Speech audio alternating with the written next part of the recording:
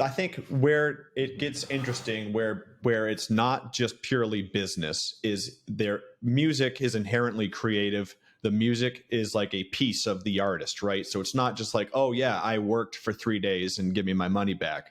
So that's where things get different. And I think that's people in that step where business becomes art and becomes a piece of you. A lot of people forget that it's business. I'm not trying to stick up for a label here and be like, no, independent artists are an idiot. I'm truly just trying to offer perspective.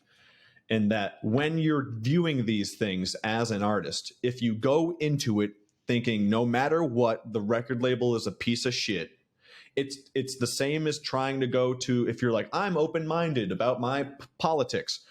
You're pretending to be open-minded with your politics. You go to a debate and you go into it thinking, no matter what this guy says, I think he's an idiot. Are you going to come away with a different point of view than when you went in there?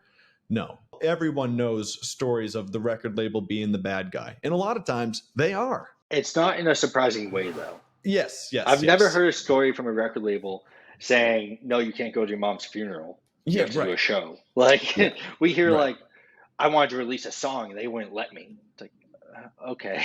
Like, or they're still owning my masters. Well, yeah, they did pay for the investment, right? They paid for everything. They bought them and then paid you to record them, and you recorded them in their studio with their producer, with their microphone. Yep. Okay. Like, we don't hear I don't know of any stories off the top of my head.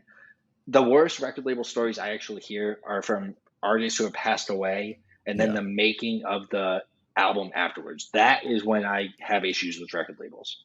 Mm-hmm. You signed over. If you're signing to a record label, you're signing with all knowledge usually. Most people are signing with all knowledge they need to understand what they're signing at this point.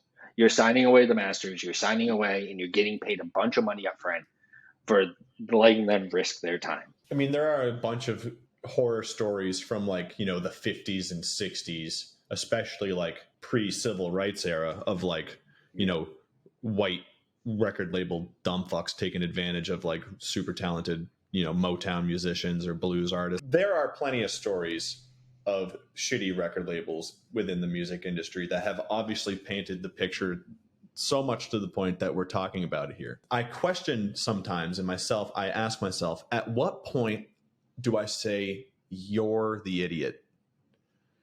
There are so many stories now. There is so much access to information as an independent artist. How could you possibly today sign a record deal that you don't understand? How could you possibly do it? I don't understand it. There are so many stories. If you make music, everyone knows that the record label is painted as the bad guy. So today's day, how could you possibly go and sign a big label you don't understand? I don't get it. It's by choice if you're doing it. It's absolutely just, I don't care. I see money. I'm going to sign it and take the money. So then, is it the record label being to me, at some point, that is capitalism. This is the game that you wanted to play here in this country. This is the way it is. If you're not going to read the terms, am I just going to give you an amazing deal because I'm a fucking nice guy? Or am I going to kind of say, hey, shit, okay, I was going to take 20, but shit, I'll take 30. Okay. It's business. And I understand, the relationship with your client and yeah.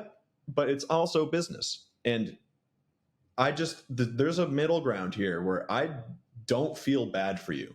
Like if you're an NBA player now and you make $30 million a year and in 5 years you're broke, I don't feel bad for you. Like, have you not heard of Antoine Walker yet? Like, everybody, have you not heard stories of athletes getting a ton of money and losing it? Like Mike Tyson. I'm sorry. If you got hurt or something and you lose out of money, that's a different story. But like, if you're just an idiot. I understand the viewpoint of, you paid me money for my music, you should let me be me. Mm-hmm. That's how we made the money before. But that's not how this is run. That's not how businesses are run. You don't get to get hired by someone, like, say you get hired by Nike. Yeah. And then your first day of work, you get there and go, well, you hired me because this is how I am. I'm not doing that. Yeah. I'm going to wear my... This is me. Right.